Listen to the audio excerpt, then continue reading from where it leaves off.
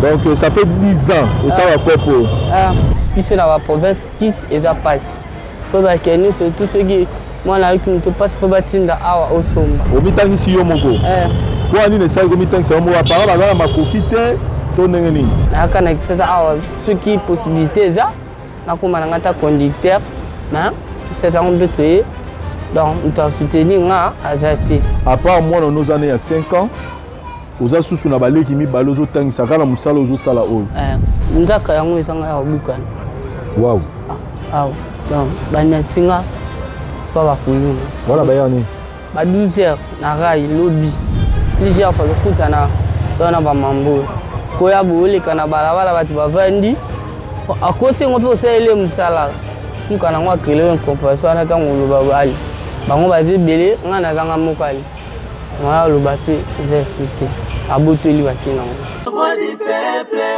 voix du peuple oh c'était bien oh Vincent Chilouise étoile de la presse la voix du peuple toujours longueur d'avance les informations partout dans les Voilà, nous sommes tellement heureux, chers amis téléspectateurs, et Ebele à travers le monde pour suivre votre programme Mombongo Yakini. Mombongo Yakini est un programme où moi, Mikolo Tugoleka, mais tu as arrêté parce que tu as eu un déplacement. Et puis, il fallait aussi célébrer dans le plateau à la voix du peuple pour que tu reprennes en haut. Et là, en ce moment, tu reprendre en haut officiellement, c'est-à-dire qu'on a découvrir en haut le moment où Yakini est toujours là que ça. Vraie vie, il y a des Kinois. Bakino ba se débrouiller à 6 heures pour na roluka mbongo pour na kosunga mabota na bango pour na komisunga pe kosunga mabota na bango te ba vraie réalité na bango te ba neni ni bazwaka neni ni ba fonctionnaka ba réalité ni ba kuta na balango et c'est une façon de motiver bandeko bazola la pongi qui se disent que zokanga na zanaye bandeko qui se disent qu'il faut un bureau, il faut engager quelque part pour banda koluka mbongo na vie. Donc ils ont façon de motiver les jeunes et puis ami balé toujours là ça peut réalité au ni tout ça on a mboka na biso o bandeko ndé bazo bunda na Kinshasa na article 15 débrouillez-vous pour vivre dans un ndeko na ngawa azo bongsanga iketch na tunie na est-ce que tongoro sur la mukete par rapport à Mombongo na ya kina salara ya zaline de bandeko bango baza basara musala ya osire biso ba osire ko sokola ba chaussures na ba basket na biso mais musala basalara donc ils vivent que de ça le lot redécouvrir bango à travers de na biso mobali musala ngo basalaka baganera bazara na ba fonds à combien baganera combien et comment ba se retrouver comment bazo faire face dans les différents défis où il y a la vie chaque jour. Bonjour mon frère. Bonjour. Comment on est? Christian. Christian. Christian. Christian Portu. Christian? Christian Tumba. Tumba. Ah, ouais, Moulouba? Bon, Moulouba Moukongo. Vous avez Moulouba Moukongo? Ah, ok. Naza Moukongo, Naza Moulouba. Papa Nani, maman Nani? Papa za Moukongo, maman za Moulouba. Ah, ok. Donc, vous avez Moukongo, mais vous avez Moukongo, il y a Kota Maman. Ah, ok. Christian, au Botami na Kinshasa? Bon, na Botami na Kinshasa, c'était na Botami na province. La province ni? Congo central. Congo central, les amis qui vous amenez bas Congo, wapi na Mbora ni plus précisément. Kisantu, Kimpese. Na Botami na Sonabata. Sonabata. Ah, Sonabata. Les rappels vraiment Mbora. La Sonabata qui m'attend dans les gars, Sonabata. Au Botami kuna. Au Kolipe kuna to koloni na Kinshasa. Na koleli kuna na tangi betide na ngakuna. Ne na 6e classe na ye awa. Autant que la classe ligne jusque-là, diplôme d'état, tout ce qui est humanité. La primaire. La Z26. Pardon? La Z26. La D6. Ah, aussi c'est dans la section pédagogie. Pédagogie. Ok. Autant que la moyenne, papa a fait de classe, maman, tout le monde a débrouillé. Bon, papa aussi a fait une colo. Koyaka ba conseil boye, ça na osa nous surtout ka ya ngo. Ça n'a pas la boue. Nous n'avons pas d'aller que les malanga. Tezela na nukomi babiso na te pongsa na yo. La tuni onde malembe tango za ko tanga na tangisi yo moko to ba parents. Ba parents te. O mitangisi yo moko. Ko ani ne sa ko mitangisa mo ba parents ba makoki te to ndenge nini. Ba parents makoki za muke. Maman na papa ti lo bazan vie. Bazan vie hein. Ah OK. Siko au bano sa musalo déposer na Guinée. Depuis, nous avons 14 ans. Depuis, nous avons 14 ans. Au limite, ça me saute tout. Le lot, c'est la Guinée. Le lot, c'est la Guinée. Le lot, nous avons 24 ans. Vous avez 24 ans. Donc, ça fait 10 ans. Et ça va copo. Si vous avez 10 ans, ça va copo. On a un diplôme d'État. Quand on a oui. OK. Et pour nous, on peut aller parce que Missal est belé. Pourquoi pour nous?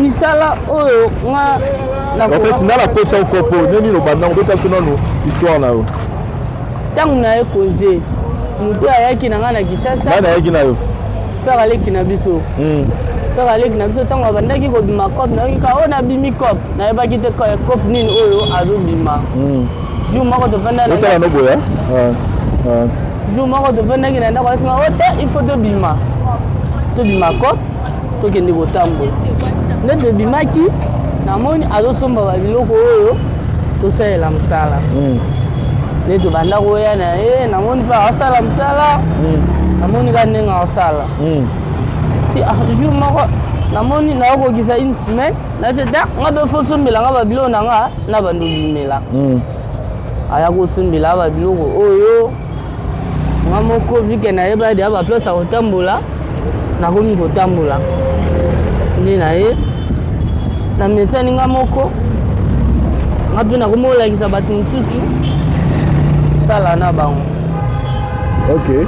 Sikoyo ça fait 10 ans ozosala mosala oyo paru na kosenga ye asisi kosenga po tozwa mpena ntango solane atelema comme ça tosola bien.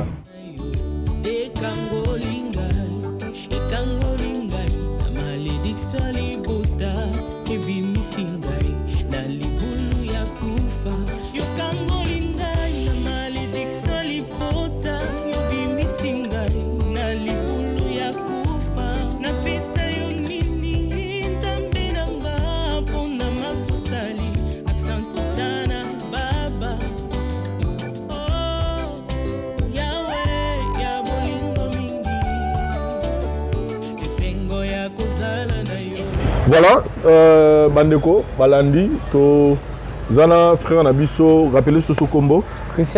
Christian Tumba, to Zana et Awa, tozo découvrir mon bongo ya kin, neni ba kinoa, balamuka na tongo pour nous bunda na vie, pour nous luka, neni na resomba lipa, neni na sunga famille, na ba commerce to za rosa na mboka na biso Awa, et ça pour nous motiver ba jeune. Oh, bazana banda oiseaux c'est peut-être il faut qu'une entreprise engagée pour abandonner ça musala alors qu'il y a des jeunes bazo la mukanatongo bazo bunda bazo avec mukie bazo mona nango bazo megape ko sala o esengeli pour que azwa 50 francs baté mais musa nezo sala ke sungaye Christian Lobi ça fait 10 ans ozo sala kopo bani on a âge à 14 ans na ye basiko on a découvert siko yo kopo on est bo sala rana sinon ozabo Christian et fond na yo à commerce c'est à combien c'est-à-dire le matériel au sombre, de 8 au 500 ils ont combien? Bon, et cause à 50-60 000. Donc, sur le 50-60 000, il y a mindele 60 000 francs à l'euro là, 20 quelques dollars. Hein? Parce que pour ça, la 30 dollars, ils ont 6 000 francs. Ils ont 6 000 francs, donc 20 quelques dollars, les fonds au salaire. Sur le côté qui, vous aurez bénéfice à combien? Bon, ça dépend de la journée, il faut qu'on soit 10 000, il faut qu'on soit 20 000, il faut qu'on soit OK. Si autant on aura 10 000 à 20 000, on a tout d'abord tout découvrir d'abord. Est-ce que vous avez moi si nandaku, vous avez bana? Naza na mona mais tout ça n'est sur placeité. Nandaku ni na ko ki ni bo pe wala mbité. Comme ça 5 000 euros. C'est-à-dire dans responsabilité, vous avez moi na moko. Moi na waza wat. Et pas biso. Et pas abîme pas parent na yo. Kuna na sonabata. OK. Mais ana kini siko bana bana. Et pas oncle. Et pas oncle na yo. Parce que moi na Guinée siko. On a 5 ans. Moi, on a 5 ans. C'est déjà classe. Voilà, aux hommes, c'était parce que d'autant na gratuité. Na gratuité, mais il faut somba uniforme, sac, bana ba papa, bilamba na ya rolata. To bi peso ke go mutu pas si boy. Puis na la province kiss et ça passe. Faut ba keni surtout ceux qui moi là qui mutu pas faut batinda awa au somba. Ndé to parce qu'il faut venir 10 000 aussi, bombi 5 000 ou les 5 000. Le plus bas au bien on que moi là malade, maman za malade. OK. Ndenge on se défendre ou comme à côté maman za. Donc la journée moko soko travailler total aboy. Donc la journée moko soko travailler bien on gagnera 10 000 francs. On landara hier, yo ne landara ba position na caméra. La journée moko soko travailler bien on gagnera 10 000 francs. Bon, journée ni so pété journée musu o ça la fait boy. Aujourd'hui 6 000, 7 000, 15 000. Aujourd'hui na onda. Ça dépend quoi. Ce que nini na yo ya cirage au salle la rawana. Ce que au bandi journée. Et si la rappelle journée Mbappé si tu sera combien de temps possible là? Ici là na onda. Ici là et où met la rapport ici là? OK. Voilà ce que dans ton bête ma solo on a 60 000 francs bénéfice dans ça dit ba boîte au T4 au c'est là c'est ça non? OK. Ce que je bénéficie tout chaque minimum 10 000 les a 4 na mon amine les a 4,5 $ chaque jour au gagnera comme bénéfice et tant on aura 10 000 on s'organisera nous bon ba 5 000. Na bombi na 5 000 na bimisi na ndako. Na ndako pas place on va papa leki. Papa leki petit le ça va musala o. Papa leki atika ni musala comment ça na peine victoire qui journalier nani na mapa. OK. C'est quoi donc le cabo pour sangi ça yo chendambu, il pas chendambu. Et ce qui au bombi na ti to comme na fin du mois quand ça on va combien de bénéfices? Ko ka ça va 300 000, 500 000. OK. 300 000, 500 000, 300 000 on les a ba to chaka ba $100. Parce que so quand c'est $100 na net ici ko bo so to bito tout na yo na konzo na yo za combien? Aza na 500 000. Il y a 500 000 de konzo. Oh, il dit que sur les Cambouillés, il y a un mutu au Sunga. Au Sunga, après, peut-être pour la moine. Na 500 000 nanda. Na préparé que nati ndambo mwana ba kosumbila ngata bataba kuna epana biso. Ba kosumbila ngata ngul batie na ferme kuna. Nembo kuna bomba. Ba difficulté ni nokutana na musalo sala ni motsara boy ba difficulté nokutana na jeunesse ko kutana pena ba tunso abotolio to chepe mutu sirage abo refuto mbongo enfin yesa biso ma ni nokutana na journée ngo bima to kutana na ngo bele neti lobi utako sa melanga na rai kuna bakalenga abotolinga mbongo nzaka yango esanga ya bukana. Wow. Donc banatinga pa bakulunga voilà ba yani ba 12h na rai lobi. Il y a lobby dimanche, de la bouteille en bon, la bouteille en 20 000, la zone in a 3 000 francs, la transport, la kenda na on. Il y a lobby, na ba 12 heures. Kalanga, pas bakulu. Beaucoup de gens ont mis ma nzela. Mingi. Donc mon côté mi balé pété, mi certifié. Les gens fa kutana, dona ba mambo. Koya bole kana balabala batu ba vandi. Akose ngoto se ele musala. Quand on a créé une comparaison avec le babali, on va dire belé, on a un mokali. On a le bateau, ils insultent. À Botoli, oh là là. Ceux qui peut-être osent un message en plus à la Konzambo, Rolo, Balaboni, pour la ONU, pour la menace, on a renforcé, Babunda pour aussi ça, Moussala Bakulu, Natolo Babongo. Pour la il donne l'eau dans le Singaké, il faut pas ça. Ça courage ndé tout ça. Très bien. Mamba venda kuna ozilao. Donc ti ba venda na balaba bongo akoza ozanga 500 mun ka zengi 500. Akumuluka mutu azana ngo abotola po yaki ni kosumbilo kwa alia. Akumuluka zo 500 po asoma diamba mila. A place que bazala bongo c'est même balanda o biso to pour ozila o biro o boye pas ministre. Na mboka na biso eza passe, eza la biso passe okini kuluka musala na biro po bangaje mba moko. So qui n'a pas de victoire, qui écoute à bangager, qui est journalier belé. When Basa la rapon a pas pour Bazaka 500, Bazaka 5000, Babomba. Baya Musuna, mon retour, mon amtavani na balabala, Azila, Mdali Kanambo, Aboto. Azilandina, Tambola, Akalinga Botelambo. Dans le bleu, ça se passe à Wana. sikoyo osali olobi na ngai obundi oza diplômé d'état osali pédagogie likanisi na yo mpena ntango ozala mwana mokolo ozala kokanisi ozala nani na ville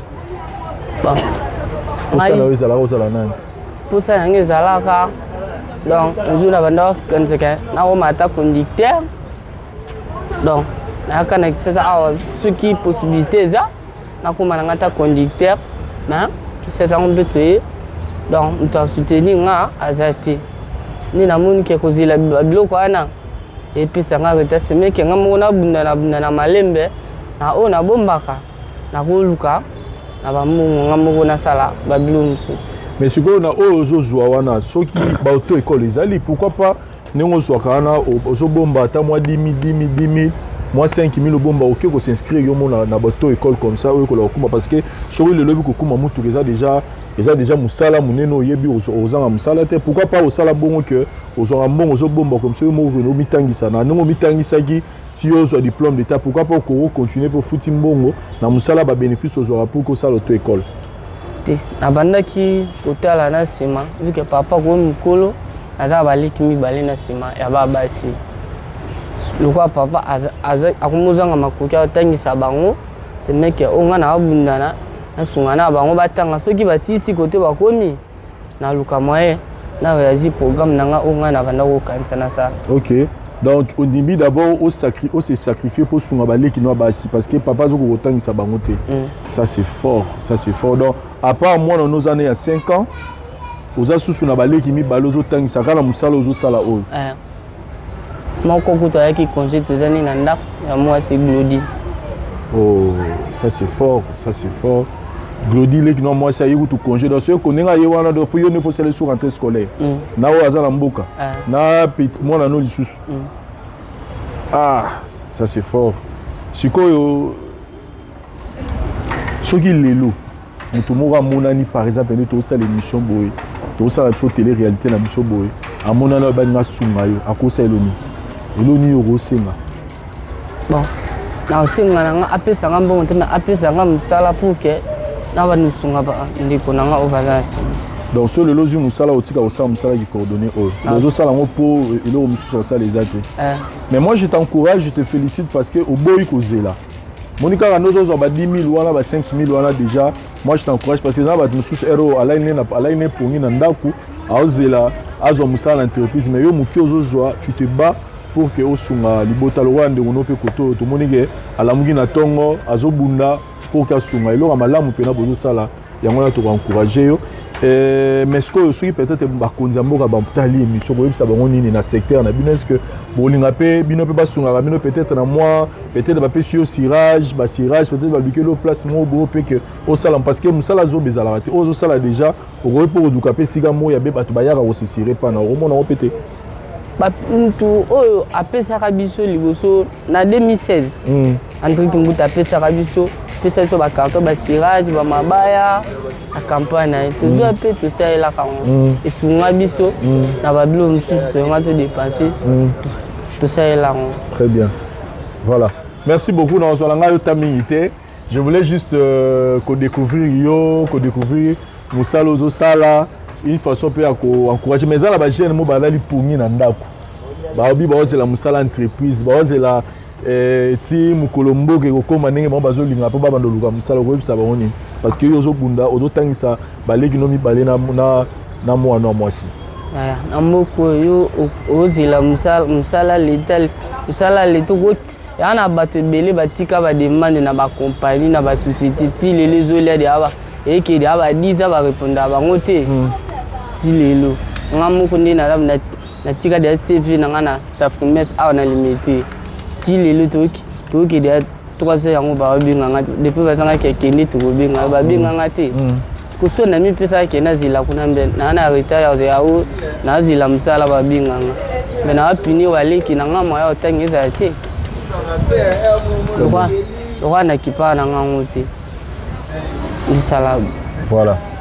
Mombo Mwakin, votre télé-réalité, nous sommes à Kinshasa en train de vous montrer vraie vie Yabakinois.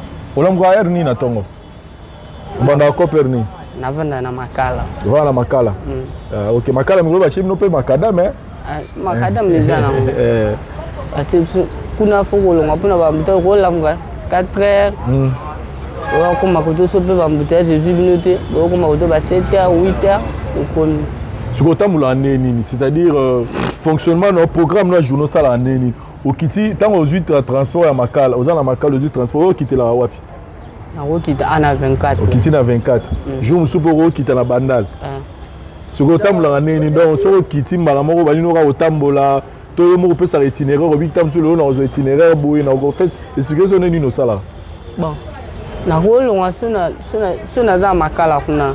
Na bita ifuna za transport ayesi.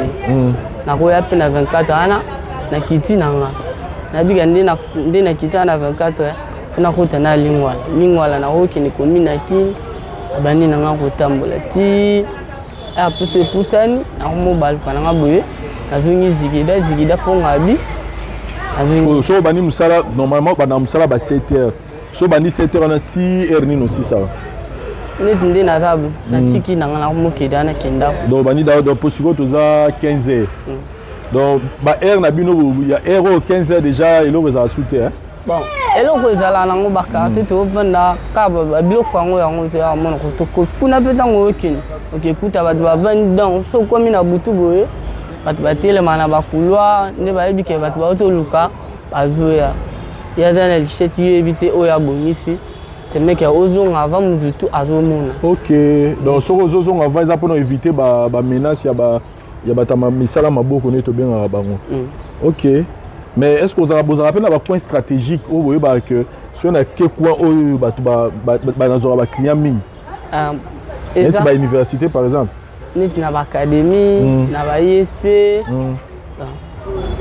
tambola bo parce que à part au ciré au ça rappelle sous net on dit qu'il basket on dit qu'il propre vraiment il to au ciré qu'on dit ba basket au tonga rappelle ba sapat ko tonga na papa lingi talaki ça ok voilà. Nous sommes tellement heureux, chers amis téléspectateurs. Il y a vraiment la vraie vie des Kinois, mon bon Kin. Il y a un Bino, les Soussou, la banda Bino. Vos suggestions nous feront énormément du bien pour que Toye Bandengenini, Yarobongisa, Moussala Oe, qui est toujours le bosso. Merci beaucoup. Ndegonanga, journée malamu. Zambia Pambolayo, journée noé qui est malamu. Et numéro ni na téléphone, bah Robin, peut-être Zam, tout le monde balé misa, peut-être bataille babia, tout soumay, tout peut-être Moussala. Bah moi, na tagi na téléphone, amambangu na ozunga boye, ana punga biana, bah ibi na téléphone. Bah iba pas bah miibi. Miibi. Ah oui, la transport, vu que Kinshasa transport, et on dit qu'on bosse temi, on a 24 mois, on va tout bah oui la transport. Pas ça non, bah ibi na téléphone. Un numéro là, on a un petit peu aller qui n'a biso.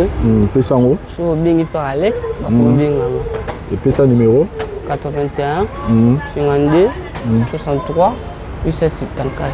Bandela 81 52 63 874. Voilà.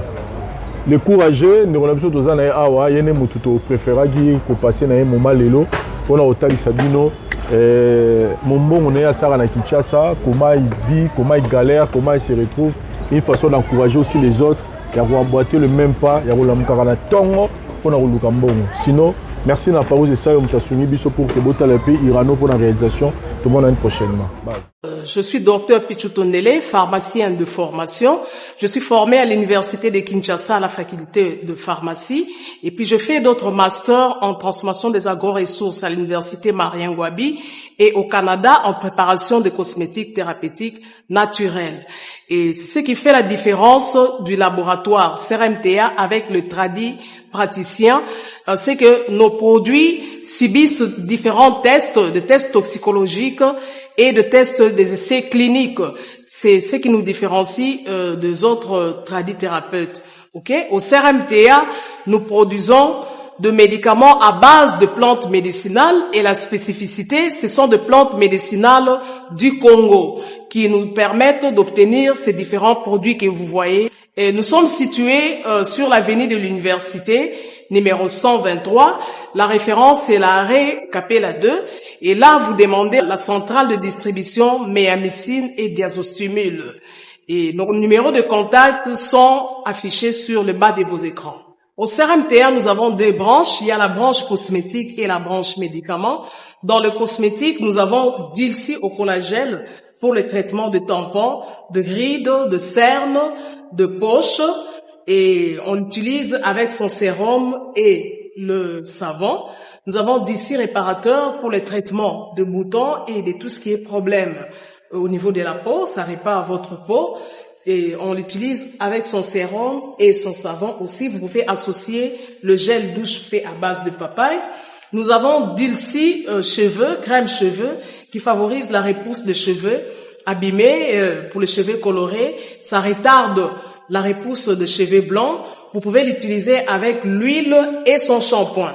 Nous avons également Dilsi parfum, qui est fait à base de plantes médicinales, des huiles essentielles et qui a une particularité de pouvoir réduire le stress. Et dans la branche médicaments, nous avons Méamycine, sirop et comprimé, qui traite les amibes, les levures, qui est un antipoison efficace aussi. Nous avons Diazostimide, qui traite les différentes formes d'impuissance sexuelle. Nous avons cité l'éjaculation précoce, les dysfonctionnements érectiles, la zoospermie, le manque de libido, la frigidité chez la femme, la stérilité secondaire et chez l'homme et chez la femme.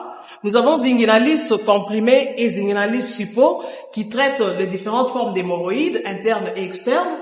Nous avons Sensifos qui traite la malaria. Nous avons Diazolex qui traite les différentes formes de douleurs rhumatismales, douleurs au niveau du dos, allergie au pollen. Nous avons Méamycine crème qui traite les différents problèmes de la peau, entre autres les eczémas qu'on appelle communément en lingala maladie MPC, le mapalata, tout ce qui est problème de la peau, le psoriasis. Nous avons Diabéwine qui traite le diabète. Nous avons Allium qui traite l'hypertension.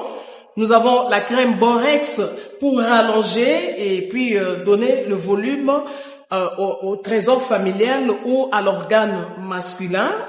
Et puis nous avons Menga qui traite les différentes formes d'anémie. Et enfin, nous avons Dr Matson qui est une tisane qui traite le myome, le fibrome, les kystes ovariens. Ça réchauffe aussi l'utérus de la femme pour favoriser la fécondation. Nous avons également un antipoison qui neutralise pratiquement le poison dans le sang.